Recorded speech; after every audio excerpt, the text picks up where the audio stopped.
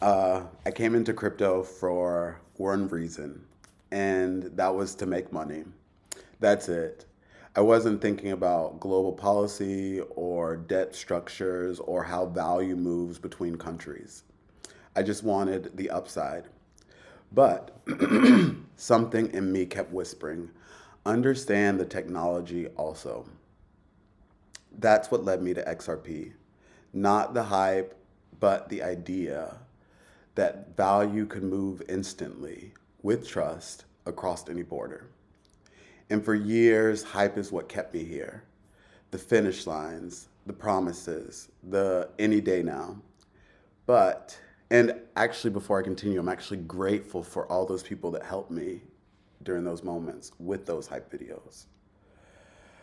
But eventually, the hopium started to make me sick. I needed something real. I needed clarity. And the moment I started searching for clarity, my algorithm shifted. That's how I ended up on today's field trip. And if you're new here, this is Field Trip Friday. It's the one day each week where we step aside outside of XRP, the XRP bubble, and explore something bigger and the systems, the countries, the real world problems that show us why the technology actually matters. In the last episode, we talked about Bermuda, and something from that episode stuck with me. We talked about how small places can become global players when they understand and use the infrastructure of money. And somehow, that idea led me here. This one, however, is a little bit longer. It's also deeper. And honestly, it stretched me in ways I didn't expect. And just quickly, if you're getting value from these deep dives, the way that we dig into these topics, there is a link in the description where you can support the channel. You can buy me a coffee or even a little XRP. It genuinely helps me sustain the time that it takes to go this deep. And it's that depth that led me somewhere I've never would have clicked even a year ago. A business summit in Africa, not the G20, not geopolitics, just African leaders talking openly about their financial reality. And the only reason I even clicked was because clarity has rewired what I pay attention to. But here's where timing enters the story. This summit was happening the exact same week the G20 was hosted in South Africa. This was the first time in history, and if you're not familiar, the G20 is simply a gathering of the world's major economies, the countries that set the tone for global markets and influence how money moves around the world. So, South Africa hosting it was a moment designed to put Africa on the world stage as a real economic force. But the United States, the most influential member of the G20, did not take a visible seat in that moment. Their stated explanation involved allegations many South Africans have disputed. And let's be very clear, I'm not here to judge motives, but historically, even symbolically, when the G20 lands on African soil for the first time ever, and America steps back from the spotlight, the absence means something, especially because right down the street, Africa's own leaders were gathered at the Bloomberg Africa Business Summit in a session literally called Financing Africa's Next Chapter, talking about payments, trade, liquidity, and how to leapfrog outdated financial rails entirely. And that's when I realized this is the beginning of a massive tipping point, one I honestly believe will end up in future history books. And look, I know most Americans don't care about global policies. I didn't either. Not even American policy, to be honest. But this is something worth making room for, because the problems they were describing are the exact problems blockchain was built to solve. And the timing is too aligned to ignore. When I clicked in, I expected dry numbers, charts, policy talks, the kind of content you fight to stay awake through. But that's not what I heard at all. What I heard was a continent naming its obstacles with more honesty than I've ever seen on a public stage, ever.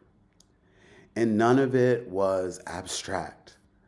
One speaker said something that actually froze me in my tracks. He said, there are women who cross borders every day actually carrying baskets of cash on their heads because the payment systems between countries don't connect. Picture that. Not as a stereotype, as real people. Women crossing borders between Ghana and Togo, between Togo and Benin. And Ghana, by the way, is one of the fastest growing economies on the planet right now. But the rails between neighbors, they don't talk to each other. This isn't a developing world problem. This is what happens when growth runs into old infrastructure. Let me slow this part down for a second, because each piece he named builds onto the next. And together, they point a picture most people have never seen clearly. Then he talked about the cost of money. African countries pay up to 20 times more to borrow than some Western economies with similar fundamentals. Not because the economics justify it, but because global markets still misprice African risk. Then came the line that I don't think I'll ever forget. We have 42 currencies.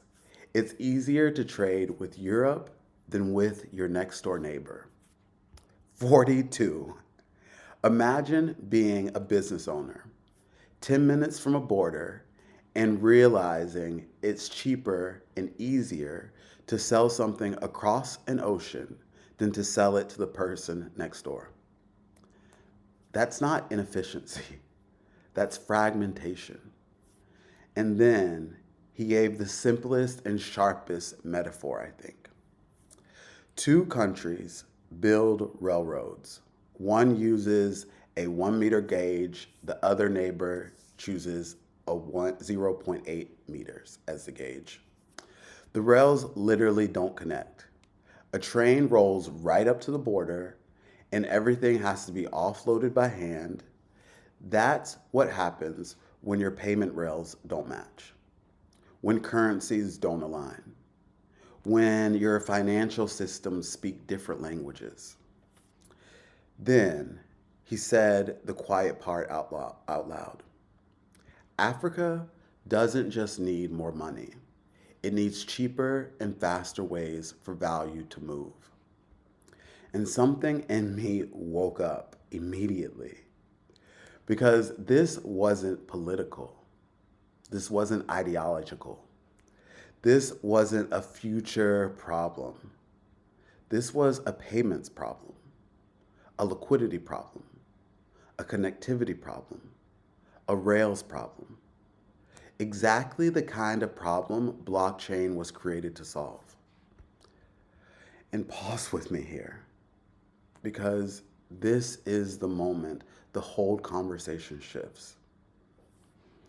So, I'm sitting there with all this in my head, the baskets of cash, the 42 currencies, the mixed match rails. And suddenly, the question hits me.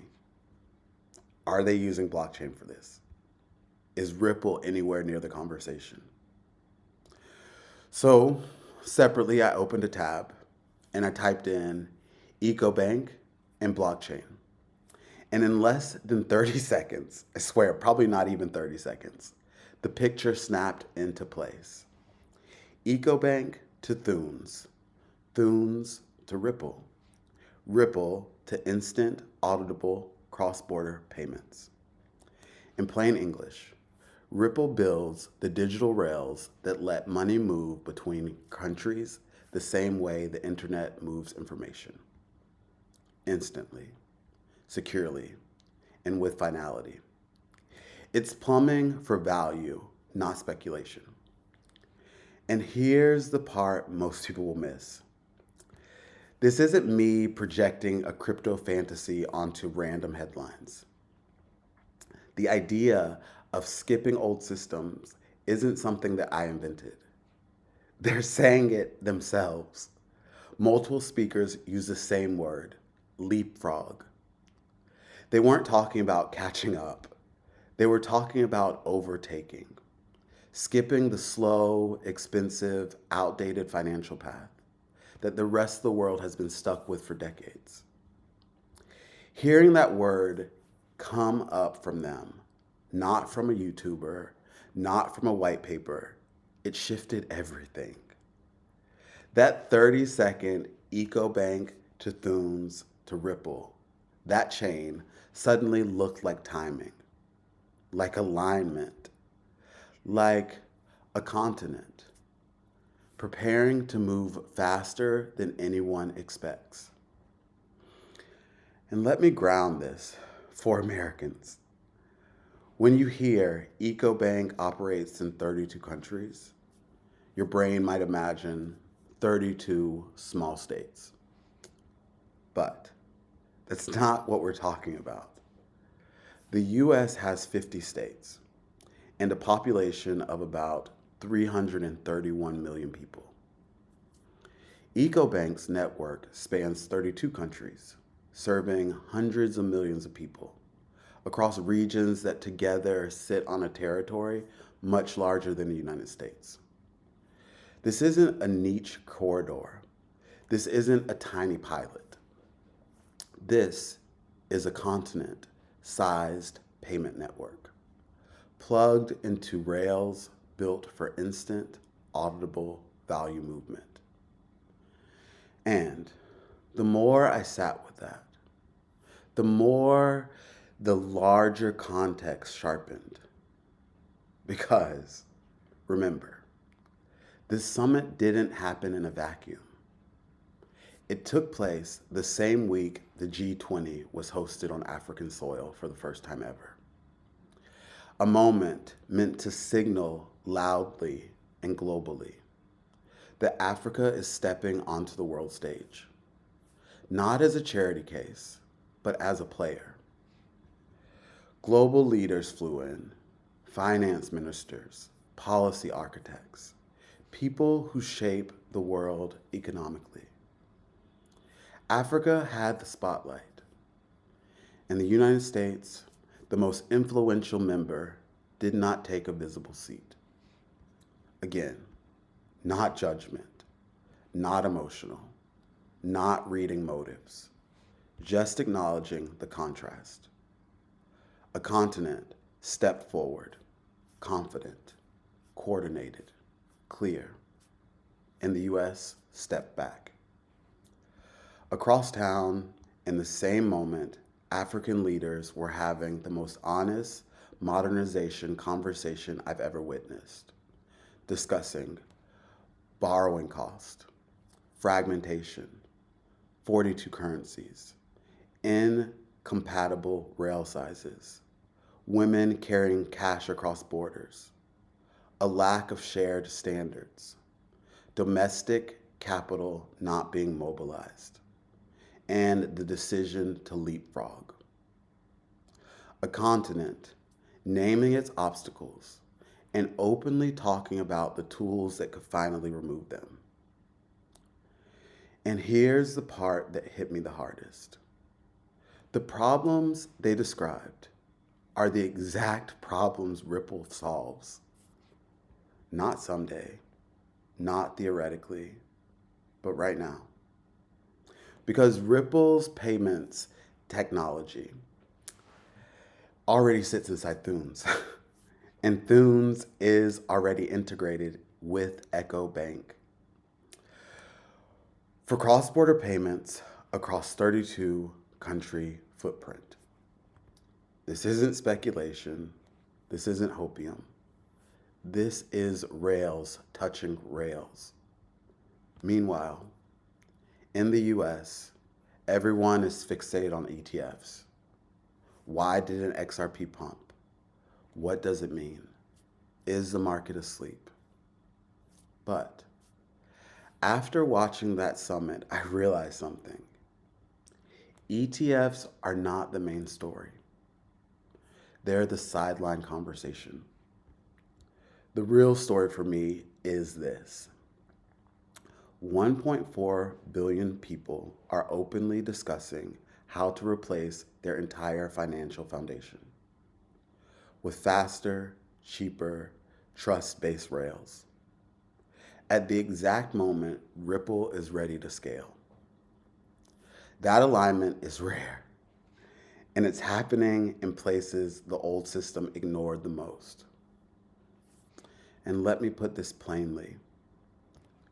Ripple's technology lets money move instantly across borders. Thunes uses that technology in its global payout network. EcoBank partners with Thunes across 32 countries. Put simply, Ripple's rails already connect to one of the largest, fastest growing regions on Earth. A region openly preparing to leapfrog. This is why know what you hold isn't a slogan, not anymore. It's a warning. Because Africa isn't behind. Africa is early to mobile, early to digital payments, early to entrepreneurship, early to blockchain-ready problems, early to the need for instant settlement, early to the need for liquidity networks that don't rely on political trust. And Africa is young. The median age is 19. A mobile-first generation is about to gain access to rails that eliminate the friction they've grown up around. When friction disappears, innovation accelerates. And when innovation accelerates in a region larger than the United States with hundreds of millions already inside a single banking network, that's not emerging. That's a sleeping giant waking up. The same year Ripple is wiring its global liquidity stacked together. If Ripple succeeds, Africa isn't a side story. It's the proving ground, the stress test, the blueprint.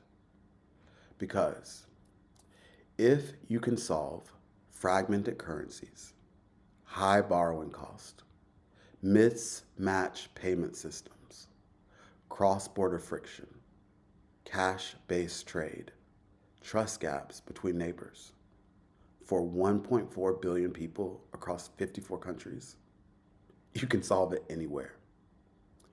And that's why this moment matters. This year, for the first time ever, the G20 landed on African soil. Not symbolically, not as charity, as acknowledgement. And during that moment, the US stepped back, while Africa stepped forward with clarity, capability, and technology finally available to match its ambition. That's not a small moment. That's a chapter shift. And here's where these worlds merge. While the West is focused on ETFs, Africa is focused on rails. While the US debates hype, Africa debates modernization. And Ripple, quietly, structurally, sits at the intersection of both. If this episode is helping you see something clearly, hit the like button so YouTube knows that it matters. And if you want to support this work directly through Buy Me a Coffee or even a small amount of XRP through Zaman Wallet, the link is in the description. It genuinely helps me keep pouring this level of depth into every episode. Now, let me bring this home because most people are waiting for a moment, a pump, a headline, a chart. But I think the real moment, the one we'll talk about years from now, it's this one. A continent preparing to leapfrog at the exact time a company like Ripple is finally ready to scale globally. You don't need to protect the future or predict the future. We do need to protect the future. You don't need to predict the future. You just need to pay attention. This is Field Trip Friday. This is clarity. And this moment right here might be the beginning of the chapter that no one's written yet. If you're still here, thank you. Seriously. It means the clarity matters to you as much as it matters to me. Subscribe if you want to keep walking with me. We have a lot more to uncover. Until the next episode, I'm James Harris, and this is Layer 1.